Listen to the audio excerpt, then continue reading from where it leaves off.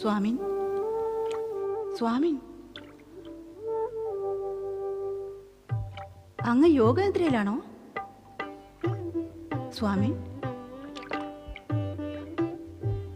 ഇങ്ങനെയും ഒരു യോഗനിദ്രയോ?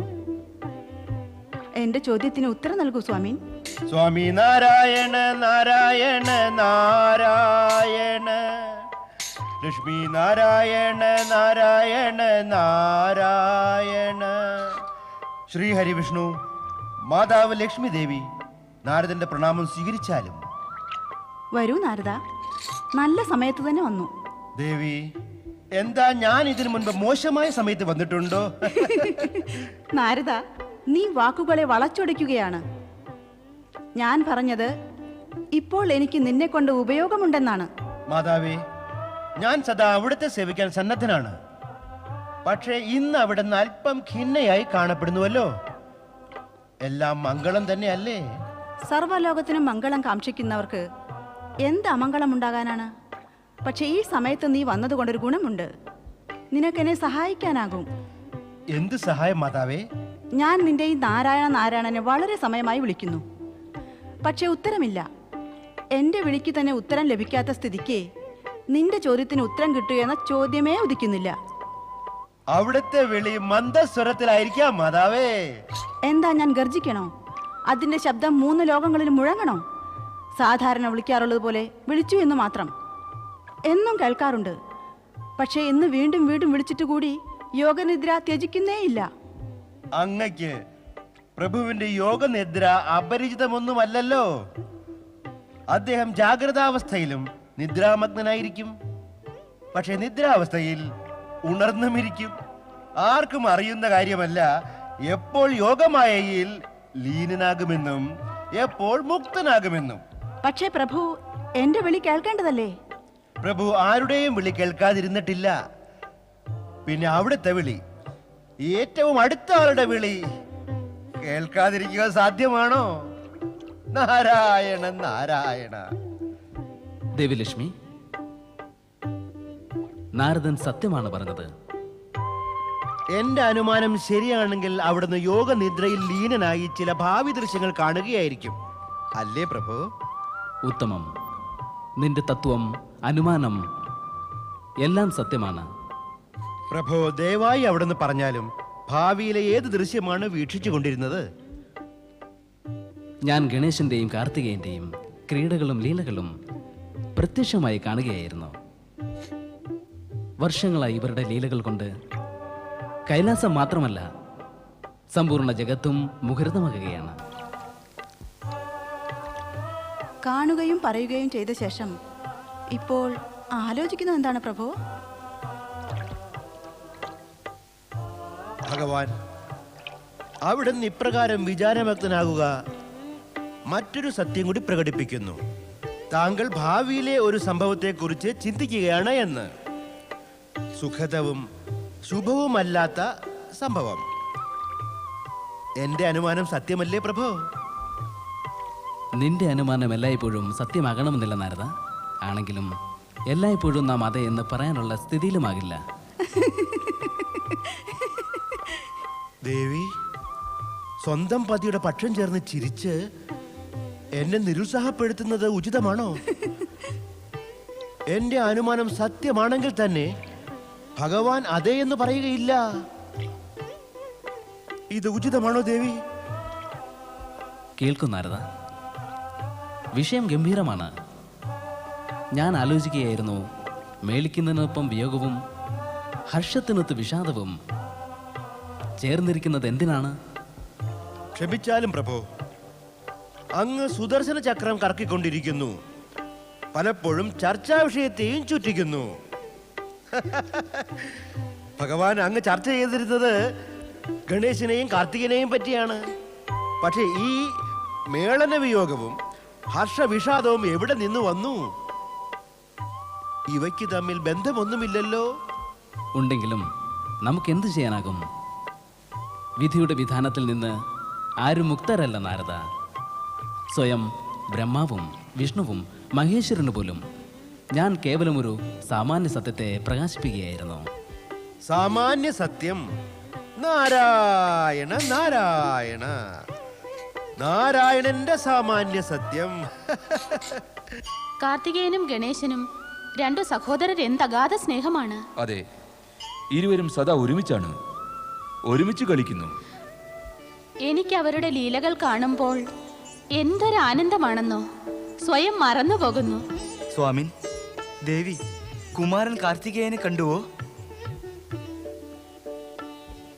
കാർത്തികേയനും ഗണേശനും ഒത്തു ക്രീഡിച്ചുകൊണ്ടിരുന്നല്ലോ. ഗണേശൻ എവിടെ? അവനോട് ചോദിക്കൂ, അവൻ കാർത്തികേയൻ എവിടെയെന്ന് പറയും. ഗണേശനും കുമാരനെ തേടുകയാണ്. ഞാനും കുമാരൻ കാർത്തികേയനെ തിരഞ്ഞാണ് ഇവിടെ എത്തിച്ചേർന്നത്. അമ്മേ, ഭ്രാതാവ് കാർത്തികേയനെ എങ്ങോട്ടാണ് അയച്ചത്? ജ്യേഷ്ഠനെ കൈലാസത്തിൽ കാണാനേ ഇല്ല. അതാ നോക്കൂ, അദ്ദേഹം വരുന്നു.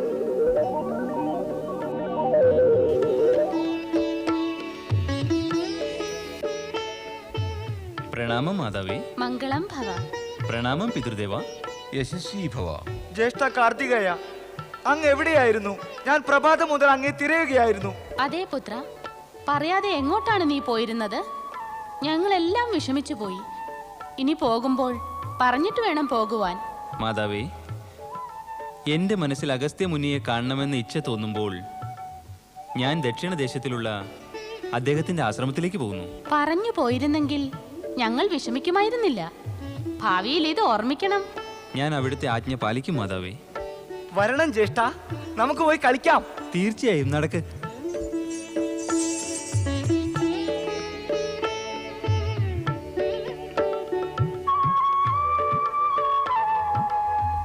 സ്വാമി, നമ്മുടെ രണ്ടു പുത്രന്മാരും യുവാക്കളായി.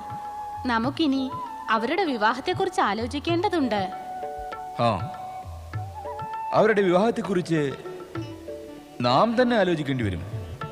ആലോചന മാത്രം അല്ല, ആലോചനയല്ല, കന്യകമാരെ അന്വേഷിക്കേണ്ടിയിരിക്കുന്നു. ഇവർക്ക് വേണ്ടി നാം തന്നെ അന്വേഷിക്കേണ്ടി വരും. ഇതെന്താ പലതവണ ഇവർക്കെന്നും നമുക്കെന്നും അങ്ങ് പറയുന്നത്? സ്പഷ്ടമാണ്, ഇവരുടെ സ്ഥിതി നമ്മുടെ സ്ഥിതിയിൽ നിന്ന് സർവ്വതാ ഭിന്നമാണ്. ഇവർക്ക് വേണ്ടി കന്യകമാരാരും തപസ് ചെയ്യുന്നില്ലല്ലോ. ഇവരെ മാത്രമേ വിവാഹം ചെയ്യുള്ളൂ എന്ന ശാഠ്യത്തോടെ. അവിടുന്ന് കാണുന്നത് പോലെ ഒന്നുമല്ല. കളിയാക്കുന്ന കാര്യത്തിൽ അങ്ങ് സമർത്ഥൻ തന്നെയാണ്. ഇതാ പിടിച്ചോ ഗണേശനെ. നന്ദി ജ്യേഷ്ഠ, ഞാൻ ഇവിടെയുണ്ട്, എന്നെ പിടിക്കൂ. ഞാൻ ഇവിടെയുണ്ട്, എന്നെ പിടിക്കൂ.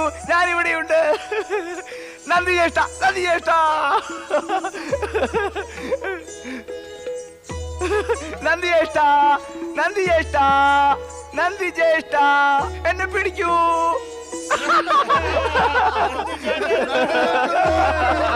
നന്ദി ജ്യേഷ്ഠൻ തോറ്റു, നന്ദി ജ്യേഷ്ഠൻ തോറ്റു, നന്ദി ജ്യേഷ്ഠൻ തോറ്റു, നന്ദി ജ്യേഷ്ഠൻ തോറ്റു. ഭൃങ്കി, എന്റെ കണ്ണുകൾ കെട്ടണം.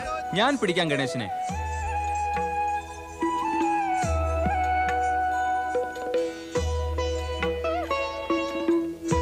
ഇതാ പിടിച്ചോ ഗണേശനെ. ജ്യേഷ്ഠ, എന്നെ പിടിക്കൂ.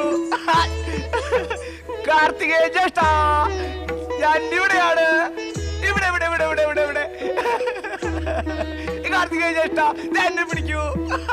അങ്ങ് എവിടെയാണ്? ഞാൻ ഇവിടെയാണ്. കാർത്തികേയ ജ്യേഷ്ഠ, ഞാൻ ഇവിടെയാണ്. ഗണേശ, നീ കള്ളത്തരം കാണിക്കുകയാണ്. അങ്ങ് കണ്ടോ സ്വാമി, ഗണേശൻ കുടിലത കാണിച്ചു തുടങ്ങി. ഇല്ല ദേവി, അവനിൽ കുടിലതയുമില്ല, കൗശല്യവുമില്ല. ഇത് വെറും ബാലക്രീഡയാണ്. ഗണേശൻ കുടിലത കാണിക്കുകയില്ല. അപ്പോൾ കാർത്തികേയനും മറ്റു കൂട്ടുകാരും അകാരണമായി ക്ഷീണിക്കുന്നതോ? ക്രീഡയിൽ അങ്ങനെ തന്നെയാണെല്ലാം. പ്രതിധ്വനിയെ കൂടുതൽ ക്ഷീണിപ്പിച്ചാൽ വിജയസാധ്യത വർദ്ധിക്കുന്നു. ക്രീഡയിൽ പങ്കെടുക്കുന്നവരെല്ലാം അങ്ങനെ ചെയ്യുന്നു. ഇതാ പഴം, അയക്കൂ ബാണം. ഗണേശ, ബാണം അയക്കൂ.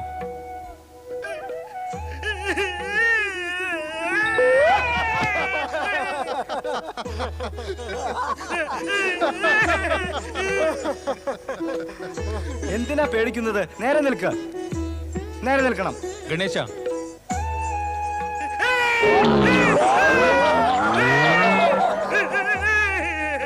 നടക്ക നടക്ക നടക്ക, നേരെ നിൽക്കണം, പേടിക്കരുത്.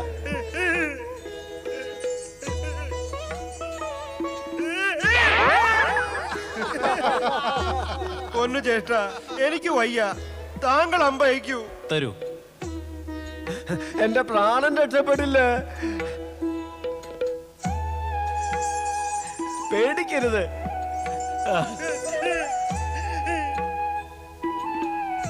അമ്പയക്കൂ ജ്യേഷ്ഠ. ഇങ്ങനെയാണെങ്കിൽ ഗണേശൻ തോറ്റുപോകും. ക്രീഡയിൽ ജയപരാജയങ്ങൾക്കല്ല പ്രാധാന്യം. ഉന്മേഷം, ബുദ്ധിവൈഭവം, പിന്നെ ക്രീഡാഭാവന ഇവയാണ് മുഖ്യം. ജയപരാജയങ്ങൾക്ക് പ്രാധാന്യമില്ലെങ്കിൽ ക്രീഡയിൽ ആനന്ദം എന്താണുള്ളത്? അല്ല ദേവി, ആനന്ദം ഉന്മേഷത്തിലും കൗശല്യത്തിലുമാണ്. ജയപരാജയങ്ങൾക്ക് പ്രാധാന്യം നൽകിയാൽ മാത്സര്യഭാവം വർദ്ധിക്കുന്നു. അപ്പോൾ ഉദ്ദേശവും മലിനമായി കളിക്കാരുടെ ഇടയിൽ ദുർഭാവന വളരുകയും ചെയ്യുന്നു. അത് കാരണം ശത്രുതയും ആരംഭിക്കുന്നു.